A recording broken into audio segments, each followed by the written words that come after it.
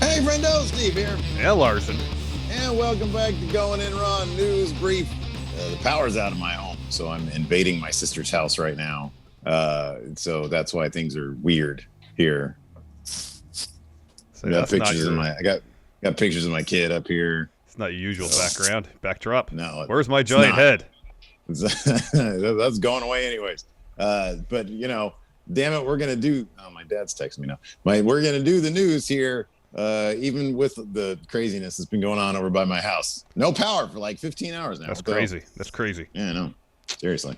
Anyways, Larson, let's just get right into this. Yeah, let's talk about something else crazy. How about that? Yeah. Hey, there you go. Good segue. So with so much seemingly still up in the air in regards as to what's going to happen at the Rumble this weekend, it appears the WWE is considering some pretty out there ideas, if WrestleVotes is to be believed, because they tweeted yesterday, quote, "Sorry for the lack of details here, but still noteworthy in my opinion. Had a brief conversation earlier with a source regarding the men's Royal Rumble match. They said, quote, there's a finish that scares the death out of me, and it's legitimately getting heavy consideration." Oh, man. I don't even know. Where do you even begin? Yeah. How do you even start with that? There's a finish that scares the death out of me, and it's legitimately getting heavy consideration. So, like, I'm assuming they don't mean scares me as in somebody's going to get hurt or, like, you know, somebody's going to fall from a large. Well, I don't know what this means. I mean, I'm assuming this means storyline. It's a crappy idea. Think so, yes, because you'd think so, given all the crazy things, crazy spots WWE's done historically. Maybe it's not as much recently. I mean, like, is someone going to climb to the top of the Thunderdome or something like that? Doubtful. Is there a top of the Thunderdome that they can climb up to? Like there's those buttresses that go from the crowds that meet up at the top to form like a dome-like structure. Mm-hmm. And the underside of that, there's an LED screen. So I guess in theory, you could maybe get up there. Yeah. But to get up there, you'd already have to eliminate yourself, you know? I think serve no purpose. They're just talking about story ideas, totally. Terrifying story ideas. Totally. And so, I mean, then we have to think about, okay, Larson, what's the worst possible idea you can think of for the finish of the Royal Rumble match? Like 30 people winning it. Okay, yeah, everybody, being dumped out at the same time is a possibility. Yeah. I was seems like a logistical nightmare, you know. I was looking through WrestleVote's like Twitter account to see if they sort of fall one way or the other. Mm-hmm. On like The Miz, for example. Let's say, you know, maybe they think that The Miz winning would be a terrifying idea. Maybe Goldberg losing to Drew, because we do know that the men's match is going to be the finale. It's going to be the main event. And so maybe Goldberg loses to Drew McIntyre. He comes in to win the Rumble. I mean, maybe that could be a scary thing. Yeah. To them. But I mean, I don't know. I think that's it's a crap idea to me. But if fans are there, fans would probably cheer that, depending on what the city is. I mean, Philadelphia would crap on that, but like everybody else would be cool with it. So, I mean, I don't know what such a terrifying. What is this called? It says there's a finish that scares the death out of me. It's legitimately getting heavy consideration. I mean, it's like, I guess the worst case scenario is like the Miz cashes in, fails, and then wins the Rumble. Or something like that. Yeah. To win maybe his briefcase. But I don't know. I legitimately don't. He wins the Rumble to win the briefcase back. I don't know. I mean, somebody in our Twitch chat last night when we were talking about this for our Impact stream said, what if it's Shane McMahon winning? And I'm like, Shane McMahon versus Roman Reigns at WrestleMania is a match that legitimately Vince McMahon would pull the trigger on. Yeah. Number one. Yeah. Number two, it's a terrible idea. It's probably the worst idea they probably could do.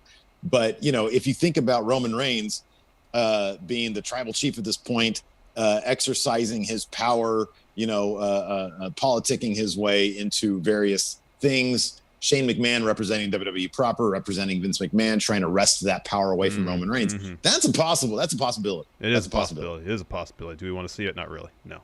That's a terrible idea. It's a terrible idea. It's a terrible idea. Yeah. That would be under consideration as something that would be legitimately terrifying, if you will. Like Brock winning the Rumble, that's like normal. That's a Heyman guy versus Heyman guy. I think that'd be a cool idea. So I don't think it's that. And if they really want to do Roman versus Goldberg at Mania, I mean, you can't have Goldberg lose to Drew and then just show up on SmackDown in 2 months and say, hey, Roman, I want a shot at you. But you're like, you just lost to Drew at the Rumble. Like, why? If he puts himself in the Rumble, granted, I don't really want to see it, but at least it's motivated beyond, hey, I just want a match with Roman, you know? I mean, does Undertaker winning the Rumble scare the crap out of whoever this person is? I don't know, because, you know, I think, granted, they went through quite a bit of pageantry with Undertaker making his final farewell at Survivor Series, but, you know, I kind of took that with a grain of salt anyways, you know? Oh, yeah, you always got to take that with a grain of salt. You know? Yeah, for sure. If Vince is in a pinch, he'll call Mark and try to get him in a match, for sure. I'm curious what the friendos out there think. Leave it in the comments below. Let us know what you guys think about what finish would scare you to death, and what finish you guys think would scare whoever this person is that WrestleVotes is talking to death. Totally. Let's talk about WrestleMania, because obviously the finish of the Rumble will have quite a bit of bearing on what happens at WrestleMania. Sportskeeda is reporting that this year's Showcase of the Immortals will, quote, reportedly have several veteran superstars. WWE is following a tried and tested pattern of getting back part-timers for big matches, special appearances. It was noted that this year's WrestleMania would be a parade of former stars who will put their brand of acceptance on the new generation.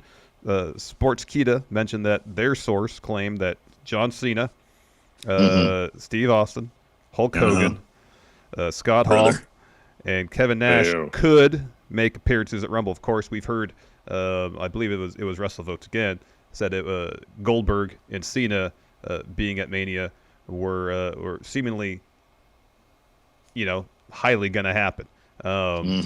So, you know, Cena being mentioned here, not a huge surprise. The others we haven't heard anything about. But I guess if WWE wants to pop, you know, or generate excitement for Mania, now that it'll be on Peacock, I guess they'll bring in a bunch of the part-timers and legends, well, if you will. Also, I mean, if you break down these names, like Austin is still, you know, I mean, he's got Broken Skull sessions. Austin's the kind of guy, I mean, Austin, I don't know in terms of like putting their brand of acceptance on the new generation, you know, in terms of Steve Austin, I don't know what he can do, like raise somebody's hand. I don't know what he'd be doing there. Yeah. Hogan is like everything these days. Hall and Nash are interesting, but isn't the NWO supposed to be going into the Hall of Fame? Yeah. Isn't that this year? Yeah. I mean, it was supposed to be last year, but it's probably going to be this year. Yeah. So they're not shocking. Kevin Nash is in great shape now. I think he's going to have like 20/20 vision again. He was tweeting about his eyesight. Oh wow, man, have him win the Rumble. I'd see Diesel. I'd see Diesel versus Drew McIntyre. You kidding me? That'd be great. Not joking, man. That's great. I love Kevin Nash. I mean, it's not. I like Kevin Nash a lot too. It's not 1997 anymore. Kevin, at Rumble, who'd you rather see, Kevin Nash versus Drew McIntyre, or Goldberg versus Drew McIntyre? Well, I mean, I'd rather see Kevin Nash because I think Kevin Nash is more entertaining. That being said, I really don't want to see either of them wrestle. Yeah, that's a good point. Oh man, so yeah, this isn't shocking. I do hope though. Like, here's the thing: this year's WrestleMania parade of, if this is what it's saying, parade of former stars will put their brand of acceptance on the new generation, and then hopefully that's it. Hopefully they're I know. They're gone. You know, the theme of WrestleMania this year is, hey, we're going to bring in a bunch of part-timers and legends, and if they're in matches against younger superstars, they're doing the job. If they're in segments with younger superstars, it's all about getting those younger superstars over, because then it's maybe a realization on WWE's part that they've done a terrible job of building new superstars to level the legends of years past, and it's something they need to address sooner rather than later. You have to, at some point, you just have to pull the trigger on having your current and young superstars in the main event, you know, main eventing these WrestleManias, and enough with these guys like Goldberg in there. I mean, I don't know, maybe this year it will be. Maybe they'll have in the main event, I don't know, Roman Reigns versus, I don't know, I mean, Daniel Bryan's not exactly new, but I mean, he is a current superstar that everybody loves. Yeah. So, I mean, I don't know. That's the kind of thing that I want to say. And they've done it before. Like, they did it with Daniel Bryan before at WrestleMania 30, and it was fantastic. It was a great moment that everybody still talks about. Yeah, for sure. Yep. That was great. Another thing that's great is our Impact Wrestling live streams every Tuesday evening on twitch.tv/Stephen Larson. Great time. And, you know, I don't even remember half this stuff because we're just sitting there talking away, having a great time with the Twitch chat. Yeah, this is kind of interesting. Rich Swann, for Tommy Dreamer's 50th birthday present, something like that. Before we get to the Impact Wrestling recap, we got a little bit of Impact news here, courtesy of Fightful Select. Go subscribe to Fightful Select. They're amazing. They do great work. Yeah. They're reporting that all the talk from Don Callis, during Hard to Kill about Moose having a couple years left on his Impact deal, that was all kayfabe, brother. Oh, wow. And that Moose is actually set to become a free agent in June. Oh, wow. My goodness. This is a good time for him to become a free agent. You got that right. I hope, I'll be honest, man, I really hope Impact retains him. I think that he can, him and a couple other people there can really be great foundational pieces for Impact. I enjoy it whenever. I don't do this for everybody because I'm in control of the stream for our Impact stuff. Who gets audio play, who doesn't get audio play. Yes. Moose always gets audio play. From me, I always say, okay, hold on. Okay, enough talk. Let's go to Moose now. It's Moose and Tony Khan.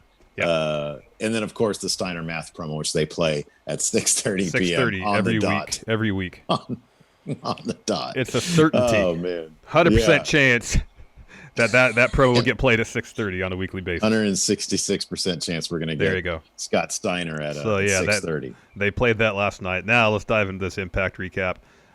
You mentioned, Rich Swann giving Tommy Dreamer a title shot for No Surrender. That would be the main event, I would assume. And then here's the rest of your results. Matt Cardona and Josh Alexander defeated Ace Austin and Madman Fulton. Cardona hit the Rough Rider on Fulton to get the pin. Brian Myers defeated Eddie Edwards via DQ after Eddie Edwards started biting Brian Myers in the head. Yeah, and then we did get a little bit of interaction backstage between Brian Myers and Cardona. Brian Myers kind of, they didn't really acknowledge that they have like a whole podcast empire together. Not at all. He just sort of shoved him to the side. It's funny because with Impact, it's like the one thing that Impact does really well is that sort of like breaking the fourth wall stuff. They get kind of meta with things. And you would think that maybe, fans are anybody who's watching Impact is going to be a bit savvier about backstage stuff. They clearly know these guys are best friends. Absolutely. So maybe they could have addressed that. But I understand if they want to keep kayfabe alive here. Yeah. Rosemary defeated Tenille Dashwood. The Fire and Flava Fest was a pretty fun segment. That was pretty funny. And there were several backstage segments leading up to it. Confused Cowboy. Joe Doring defeated Cousin Jake in the main event. Oh, he's great. Rich Swann, Tommy Dreamer, Willie Mack, and the returning Trey Miguel defeated Moose, Sami Callihan, Ken Shamrock, and Chris Bay in a really fun main event. Yeah, that was pretty interesting that Trey Miguel, went away for a second, maybe tested the waters, didn't want to be part of MSK and NXT. And decided to come on back to Impact. Yeah. So good for him. Yeah, it is good. He got the pin on Sami Callihan via roll-up. Tonight, of course, we have AEW. We have NXT. We have previews for both. Yes, we do. So on AEW, Good Brothers and the Young Bucks are teaming up to take on Dark Order in 8-man tag team action. That's probably not going to go well. We also have Lance Archer versus Eddie Kingston. I've been looking forward to this. This should actually be pretty great. That should be great. Yeah. Chris Jericho and MJF testing the tag team waters, taking on the Varsity Blondes. All right. We got this apparently, I think Louis Dangour mentioned this on Twitter, that he had heard this Dax Harwood versus Jungle Boy match is like off the charts good. I'm looking forward to that one. I'd seen that too. Britt Baker versus Shanna. That's cool. Hangman Page versus Ryan Nemeth. What do they call him? The Hollywood Hunk. Hollywood Hunk. Ryan Hollywood Nemeth. Hunk. Sting and Darby Allin address Revolution Street Fight. Oh, that's good. Cody's going to respond to Shaq Daddy. And then Mox, he's going to say something. He speaks. Over there on NXT tonight, we've got Dakota Kai and Raquel Gonzalez versus Aaliyah and Jessie Kamea. Is that part of the thing? It is. The first three bouts here. Okay. Yeah, this is the first three bouts are Dusty Classic matches. MSK versus Drake Maverick and Killian Dane. And then we got Leon Ruff and Kushida versus the grizzled young veterans. And then finally, Finn Balor and Kyle O'Reilly will be taking on Oni Lorcan and Danny Burch. Should be a good one. So that is going down tonight. Of course, tonight over on our Twitch, we're going to be live streaming our recap for AEW, and then tomorrow at noon Pacific, 3 Eastern, we'll be live streaming over on Twitch our NXT recap. Yeah, hopefully you got your power back by then, huh? I hope so. It's freezing in my house right now. I would imagine. Yeah. Anyways, thanks everybody for. Can I go hang out at your house? Can I post up in the corner of your room over there? Which corner? Corner, the red corner back there. No, that's why my guitars are there already. So sorry, no. Man, that's messed up. Belts are there too. You can maybe do the corner behind the door. I'm gonna pee in that corner over there. I already did. Mark your territory already. Just about any corner in this here room. I want to go to your stinky house anyways. I hear it smells over there. Not true. It smells delightful. Yeah, right, like farts. Anyways, thanks everybody for tuning in. Appreciate it. Till next time, we'll talk to you later. Goodbye. Help support Going In Raw today by becoming a Friendo Club TV member. You'll get access to new bonus episodes every week, including Friendo Club Arcade, Live Power Rank, Vintage 10 for the Wins, and Ask Steven Larson. Get access to Friendo Club TV today by becoming a $5 and up patron at patreon.com/Steven Larson, by throwing us a sub at twitch.tv/Steven Larson, or by clicking join at youtube.com/Steven Larson.